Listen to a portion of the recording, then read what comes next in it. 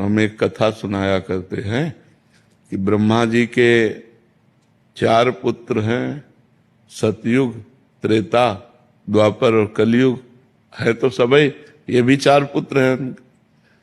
तो सतयुग को कहा कि हमने नरक की व्यवस्था की है, बनाया है, तो अपने राज्य में ऐसा करना कि तुम सात्विक प्रवृत्ति के हो, तो सात्विक प्रवृत्ति वाला नरक नहीं जाता, स्वर्ग जाता है।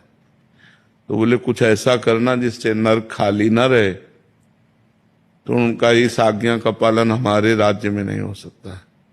सतयुग में कोई नरक नहीं जाएगा। त्रेता से कहा तो त्रेता ने कहा हम बड़े भाई का अनुगमन करेंगे। जैसे सतयुग में कोई नरक नहीं जाएगा, ऐसे त्रेता में कोई बिरला ऐसे अनुगमन माने मैं चलने की कोशिश करूंगा पीछा। द्वापर से कहा तो द्वापर ने कहा आपकी आज्ञा का पालन करने का 100% प्रयास करेंगे।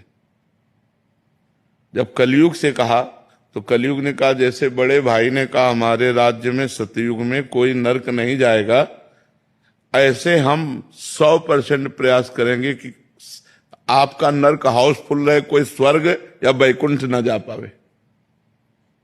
तो एक कलयुग है, युग धर्म का प्रभाव है। झूठ बोलना एक बातचीत रह गई। पहले लोग डरते थे कि मैं झूठ बोलूंगा पाप लग जाएगा, नहीं असत्य सम पातक पुंजा, झूठ बोलने के बराबर कोई पाप नहीं है। लेकिन क्या माना जा रहा है? झूठे ही लेना, झूठे ही देना, झूठे ही भोजन, झूठ चबेना। बोले आओ कुछ खा लो, बोले नहीं पाया है, और बिल्कुल पाए नहीं है, लेकिन बोल के आ रहे हैं। बोले हम आपसे मिलना चाहते, कहाँ हो? बोले इस समय तो मैं आगरे में हूं। 1 सेकंड में झूठ बोल देते। ले झूठ बोलना आज कोई पाप नहीं माना जा रहा, किसी की निंदा करने से कोई डर नहीं रहा। तो ऐसे ही हमारे इस कलयुग में ऐसा नहीं है कि सब दोस्त दर्शन करने वाले हैं, सैकड़ों श्रद्धालु हैं। तो अब संख्या तो नहीं कि बता सकते, लेकिन कुछ अश्रद्धालु भी हैं।